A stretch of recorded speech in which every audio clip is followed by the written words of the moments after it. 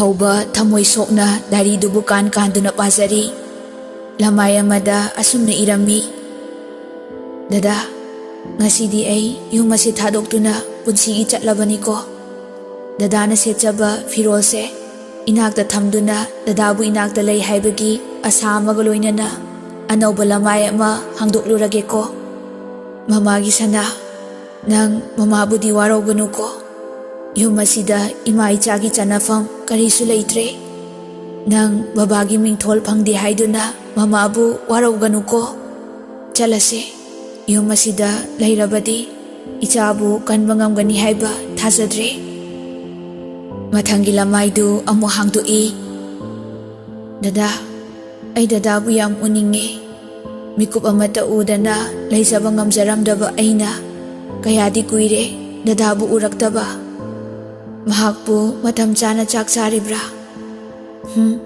ꯀꯔꯤꯒꯤ ꯆꯥꯗꯅꯤ? ꯍꯧꯖꯤꯛꯇꯤ ꯑꯕꯦꯁꯨ ꯒ꯭ꯌꯥꯟ ꯇꯥꯔꯦ꯫ ꯗꯗꯥꯒꯤꯗꯃꯛꯇ ꯑꯕꯦ ꯂꯩꯔꯤ, ꯑꯗꯨꯒ ꯑꯩꯅ ꯁꯤꯗ ꯑꯉꯥꯎꯕꯤ ꯑꯃꯒꯨꯝ ꯑꯩꯒꯤꯁꯨ ꯏꯆꯥ ꯂꯩꯔꯤ꯫ ꯃꯊꯪꯒꯤ ꯂꯃꯥꯏꯗꯨ ꯑꯃꯨꯛ ꯇꯞꯅ ꯐꯥꯛꯇꯣꯛꯏ: ꯉꯁꯤꯁꯦ ꯗꯗꯥꯒꯤ ꯂꯨꯍꯣꯡꯕ ꯅꯨꯃꯤꯠꯅꯤꯀꯣ꯫ ꯑꯩꯕꯨ ꯀꯔꯝꯅ ꯈꯥꯡꯂꯁꯤꯒꯦ? ꯀꯔꯝꯕ ꯃꯩꯆꯥꯛꯅꯣ ꯑꯩꯅ ꯈꯥꯡꯒꯗꯧꯔꯤꯕ? ꯀꯔꯤꯅꯣ ꯑꯩꯉꯣꯟꯗ ꯁꯥꯟꯅꯕꯤꯔꯤꯕ ꯃꯌꯥꯝ? ꯑꯩꯕꯨ ꯁꯤꯈ꯭ꯔꯁꯤꯔꯥ? ꯀꯔꯤꯒꯤꯅꯣ ꯑꯩꯅ ꯁꯤꯕꯁꯨ ꯉꯝꯗ꯭ꯔꯤꯕ? ꯃꯃꯥꯒꯤ ꯁꯅꯥ, ꯇꯥꯏꯕꯪ ꯐꯥꯎꯗ꯭ꯔꯤꯕ ꯏꯆꯥꯒꯤꯗꯃꯛꯇ ꯃꯃꯥ ꯍꯤꯡꯂꯤꯌꯦ꯫ ꯃꯃꯥ ꯈꯥꯡꯕ ꯉꯝꯕꯒꯤ ꯄꯥꯡꯒꯜ ꯂꯣꯏꯁꯤꯜꯂꯛꯂꯦ꯫ ꯗꯗꯥ, ꯉꯁꯤꯗꯤ ꯅꯍꯥꯛꯀꯤ ꯅꯨꯡꯉꯥꯏꯖꯕ ꯅꯨꯃꯤꯠ ꯍꯥꯏꯕꯗꯣ ꯑꯣꯏꯔꯦꯀꯣ꯫ ꯑꯗꯨꯒ ꯑꯩꯅ ꯊꯥꯕꯜ ꯃꯥꯒꯤ ꯏꯪꯂꯕ ꯃꯉꯥꯜꯗ ꯃꯩꯁꯥꯇꯅ ꯆꯥꯛꯂꯤꯌꯦ꯫ ꯗꯗꯥ, ꯑꯩ ꯅꯪꯕꯨ ꯌꯥꯝꯅ ꯅꯨꯡꯁꯤꯌꯦ꯫ ꯍꯌꯦꯡ ꯑꯩꯕꯨ ꯏꯆꯥꯗ ꯀꯔꯤ ꯄꯥꯎꯈꯨꯝ ꯄꯤꯌꯣ ꯍꯥꯏꯕꯅꯣ ꯗꯗꯥ?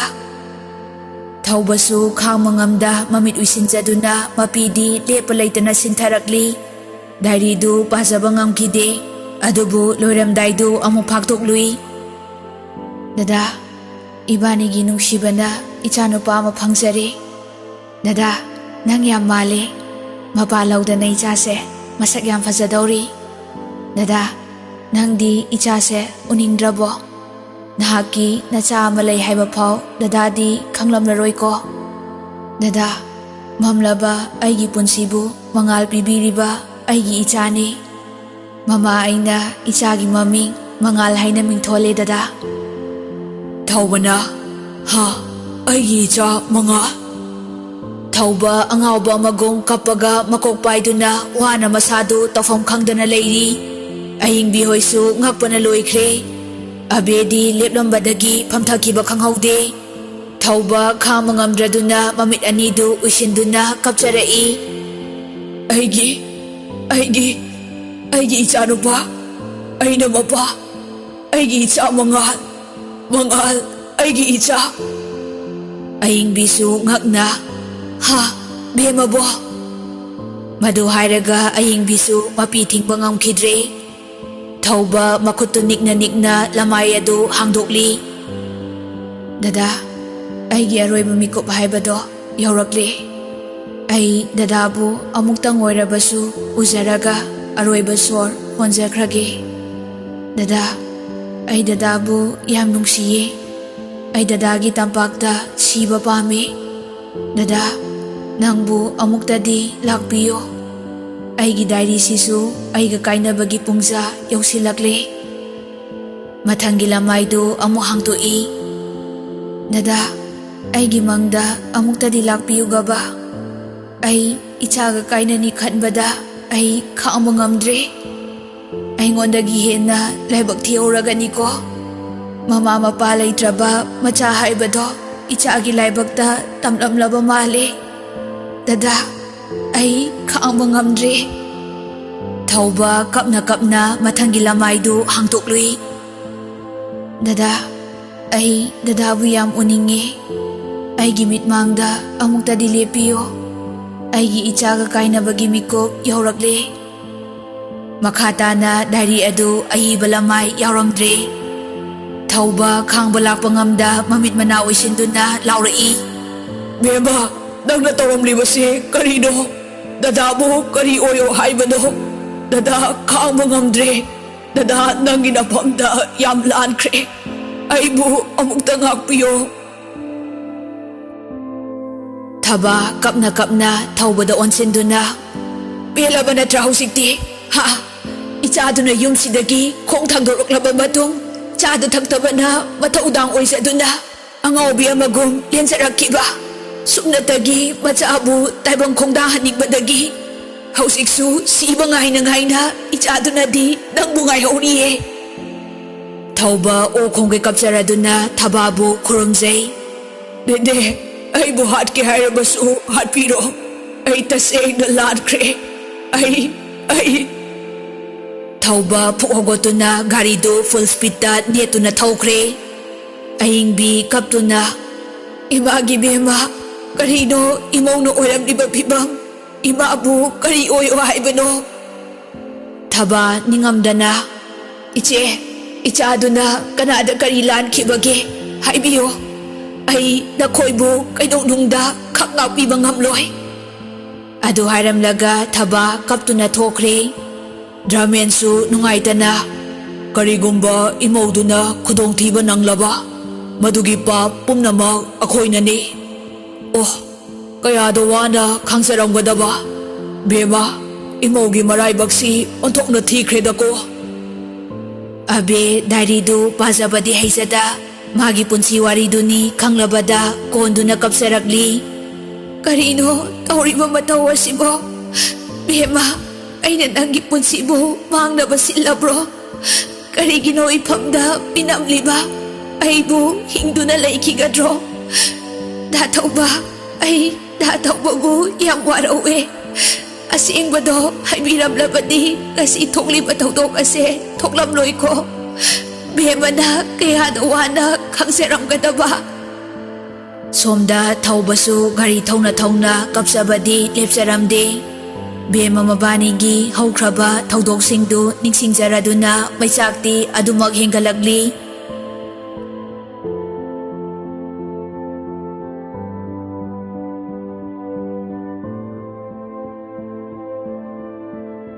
ngahaki matungdadi khun yauraduna thauba sumangtamna gari thausilaktuna nanghoroi matagum gari dagi chongtharaktuna imung tamna chensilai bema Angawba magum kaptuna laurai bema Thaubagi khonjel tarabada bema wana usinjaramba mit adu tapna pangjarakli dada ningamdraba waraba milu pirang sinthaja maithongda harauna momon minok noksarai Thaubana bema nangbu kadai leibage dada lakle kadai leibage kapna kaujarakliba thaubagi khonjeldu taraga bema wana khumnaba hotnajai adubu khonjel hauna khumjabadi ngamnamde tumduna leijaramba mangal khangaude khonjel hauna kaplagli thauba angangdugi khonjel tarabada mafamdu tangna chensilai ure phibam kaina soksillabi waraba sakfamda maithong maksinna hiblibi bema Thauba thongsin panda leptuna khong thangsin badingamda ningamdana kapsaduna leiri angangdusu kabli thauduna leiri sangsar sida machabu nungsiroidaba mama mapa kanabu leibage machabu mitmangda urabada thauba wakhal pumnamak natheijaduna wakhal choiraba amagum makhongdu tabli thangsaduna angangdu tamna changsilai thauba angangdugi manakta yaurabada pongkhatjage khalli adubu pamjaba ngamda khonjel thokna kapcharai bema ngakna dada thauba khangaude leibaktuda khurukukunduna kapcharakhiba bemasu thaubagi matauda khangsaba ngamda kapcharakli karamnasu kapcharoi matam kayadagi uningbana ikhaulanglakliba nungsiba magi saktam tajaningkiba nungsi magi khonjel mahakna nungairaga nungaijariba wazariba nungsiba mana nungaisanabagidama punsibu kathoksarakhiba adubu magidamakta kathoksaramliba misak aduna mitmangda ningamdana kapsariba du urabada bema khonjel nikna dada sorhonba waraduna wana lokhurai Thauba phuk haugalaktunna Bhemagi manakta chensilai. Bhema, se, dada lairiye. Lao, hospital chase. Nang karisu tauroye. Thaubagi wahaidu tarabada wazaramliba maithongdu mamon noksarai. Thaubana, se, hogase. Lao, hospital chase. Bhema nokmi. Dada, mamitu amu isinduna. Hausi madugi matam natre. Thauba kapna saurai. Karigi matam natabano. Ha, nang dada saubase nungai bro. Se. Bhema mamitu tapna panglaktuna. Dada, karigino dada na kapliba. Kapkanuo. Abedi anay yaudi ko. Thauba warong na. Bhema, karigino nang na dada minamliba. Ha, dada bu nang na aduk yam na warong na bro. Se, dada nangonda haigadaba yam na laye. Hospital hana chatse, lao. Bhema wana. Dada, madugi kanaba leiraroi. Ai dadaga wari sanaba pame. Thauba su khangle Bhema bukanba ngamlaroi haiba. Khamba ngamdraduna kapsarai. Karigino nangna dadabu asuk yamna waliba. Ha, dadada wahay amata hairamdana nangna oramliba se karino. Dadabu karamda hingaw haibano Bhema. Bhema su kaptuna. Dada nang buusa ba se yam nungaye. Thauba machinanidu tiksinaduna. Bhema, dada yam lankre. Dada nangi thamoy bu masak khangda. Nangi punsi bu kulay oina sanakre. Paap siya ba nangi dada ne. Dadagi thamoy su ngasidi nangi nuksiba na thalle. Bhema wahay du tasaraga mamonok sarai. Dadagi wahay se taraga ay awaba pumnama kokle dada. Thauba angang dubu nungsina chupiraduna. Karigino nangna itsasibu mapaigi inaktagi lapna puduna chalabliba. Hayo, karigino. Bhema ngakna. Dada. Thaubana, Bhema, dada pumnama khangle. Nahaki diary dugi mahol dada oibirangba kayam kaibage. Ha. Bhema na. Ha. Diary heba. Thaubana, dadagi damakta nangi punsibu kathokliba karigino. Hayo, gasida pumnaba khangle. Ay bukan biduna punsigi hingbagi khong thangan kiba misakti dahakne. Nangna nangi punsibu dadagi damakta awaba kaya mayoknari. Aduga aina. Mathanta sauna lebaktuda kinna hansin tinjinjay. Bhema pakhatna hawatke haina phuk hawatluy. Hawat pangamda makokbayduna haitharake tawi. Adubu Thauba chensinduna Bhema bu ngakpiri. Waraba maithong aduda Thauba bu yengsaduna mamonok sarai. Thaubana, Bhema, se hospital chase haibani nangbo. Bhema Thauba bu nungsina yengzaraktuna. Dada, maduda chatkadabagi saro. Aibu dadagi tampakta amukta hipanbiyo. Thaubana, Bhema. Chakna kauzaraktuna Bhema bu matampakta hipanbiri. Bhema na. Dada, ngasi dada bu uzaba phangjaba. Ai popagi mahay yale. Aroiba oina dada bu yengna. Aigi mit anise uisilakadore dada. Thauba taniklaba khonjelda. Karino nangna hairibado. Ha. Nang dada bu warauduna chatlage khaliba karigino. Nang chatba yaroye. Dada bu thadokpirangano. Bhema su lepa laytana mitlu pirang sintarakli. Dada, aisu dada bu thadokningdiye. Dada na pibiramba aigi isa thoise. Thadoktuna ai chatningdiye. Bhema wana kapsaraktuna. Adubu dada, mapok asibagidi itsaga laymino haina tamlamdre. Ai itsabu yam nungsiye. Thauba makhutu nikna Bhemagi maida thamjaraduna. Bhema, nang karisu tauroye. Isa thoibu thadoktuna nang kaidonungda chatloye. Se, hospitalda amuta chaluse. Aduga dada nangonda haisagadaba yam laiye. Bemana, dada, ngasidi ay buting biragano. Ay dadaga wari sana ningi. Thauba kapsaduna. Sana ganiye. Dada nang bu kaidong nung da thadok loye. Se hospital da amuta chaluse. Bema mangagtuhay duna. Dada, hosi madugi matam natte dada. Thauba chakna. Dada bu kari tawai bano. Ha? Dada ngasidi nang bunong sibada. Kangaw na raba. Ang awo misakay ba to? Oire. Nang dada bu thadok piye kan gano. Bema thauba bu yeng saraduna. Dada, ay bu nung si Bibra. Thauba na. Dada nanggi masak kang ludre. Dahak ti atoy bine. Nung si babu dahak na kaya di ikay kum na buot diba. Nung si makayagi mamangda. Dada may tine. Dadagi tamoy ngasidi nang nakudum chan kre. Bema na, adudi ay nahayba yagani hayduna amukta wasak piyo. Thauba na. Wasakli. Dada na nang nahayba kuding mag yagani. Hayo dada da. Bema na, dada, abebu wahaloy.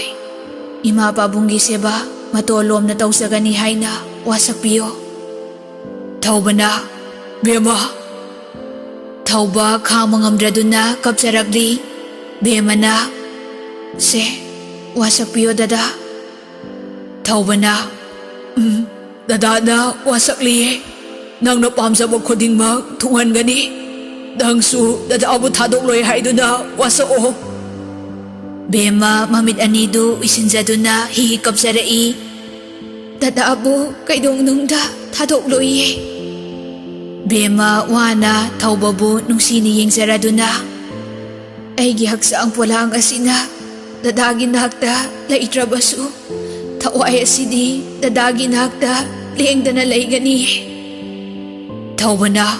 Bema. Nang dadabot hadok to na chat payaro ye. Bema na. Dada, ay dadabot hadok to na kaidong nung da chat loye.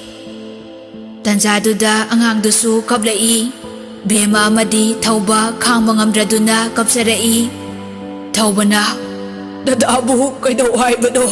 Dada higba pamdre. Ay. Kang mangamda na bema gimamayda makut anido tamsarai. Bema masado waba na diloyre. Adobo tap na. Dada, kap kano. Dada na kaplaga ay chat pangamlaroy. Thauba na. Basigi pimam sida. Bema. Dadabo karamda. Bema wana. Dada, matanggi mapoktadi. Dadabo aygi oiba pangsagi ko. Thauba ningamda na mamaydo nung katsado na kapli. Bema masado sor tabet hondo na. Dada. Thauba pakat na. Dada si dalaye. Nang kay sutobo yaro ye. Bema wana. Dada. Thauba kapto na. Bema, dada tayo. Bema na. Dada, aybo aroy boy na. Aybo amuk tanong sina konbiyo. Ay, dada. Thauba masado nikna paktasado na bema gilay bakta nung sina chupiri. Adobo magibitlo pirangdi nung su amagom lepalay na bema gimay thongda sintaragli. Bema wana mamito mataktoon kalakto na. Mama, baba. Thauba di bema gimatawdo da bakat na bema bu tiyan na konsinsay. Bema, se tabra. Nang adumay na tawno. Dadawot halok to na chat pa yaro ye bema. Bema wana. Mama, baba. Ay lagli mama, baba. Thauba kap na laurai. Bema, nang ay nahay sa tadro, ha? Bemabu hena chetna konsinjaduna. Dadagi thadagi nang chatpa yaroye. Bemana, Dada, Mama, Baba, ay dyan. wa makha taramdana thangajaramba khuttu khanghaudana thadarakduna mikup aduda bemagi thawaiga haksanga tokhai taki. Thauba mathadagi bemabu lokthoroktuna mamaidu paiduna kanna nomli. Bema, se khomo dadana kauriba se nangbune. Tanjaduda thaba abemadi ayingbi makhoi pumnamak sensilai. Tauramliba matao du ubada thaba lemaida phamthakiba khangaude. Abe ningamdana bemada yengsaduna kapsarai. Ayingbi mamaugi haksang adu yengba ngamdana mamai leithoktuna kapsari. Dramensu adu mangai yengsaba ngamda mamit anidu isinjari. Thauba bemagi thawai yaudraba haksangdu konjaduna ningamdana kapsaduna konjel hauna laurai. Bema, dadagi papti mapo asimagi koklaroye. Dadabu kari oyo haibado. Thaba angaubi amagum kapsarakli. Bema, nungaiba phanglaktraba isagi punsido. Lairam lenda laiduna nungaiba minog noklakhoko. Dene nangna thamsaramba isu thoise. Yengna isu thoigi damakta leurage ko. Abesu ningamdana kapsaraduna. Bema, nang ay budi waraugan ko. Ay nangi tamoy masak kangludre. Karigumba kanglamlaba ay nakoy lab na sasaram ganiye. Ay bunga pibang amlabadi amok tangak piyo ko. Ayingbi ningamdana kapsaraktuna. Imaugi pun sibu mahang na basilibadi ay ne. Ay daw sihing lubagi kanaba kanino. Thauba bemabu maray bagta nung sina chupira duna. Bema, nagi banglagi ipagtuda tao duna layram liba nung sibado. Matang mapong haibado na layram labadi. Taibong giirol nung da nangi nung sibado gilaman singsaragi ko. Thauba bemagi haksang adubo tiya na konsinjaduna chak na laurai. Bema!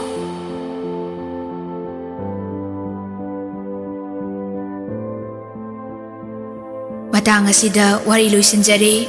Wari asibu haubadagi loiba phaw lepa leitana tabirakliba akhoi nungshiraba listenersingbu Manipuri Story Collection gi maikaidagi thagatba phongdoksari. Soikiba lankiba yauragasu mayamna ngakpigani. So guys, keep supporting us and we'll be back with a new story very soon. Till then, stay tuned and keep listening. Good night, folks.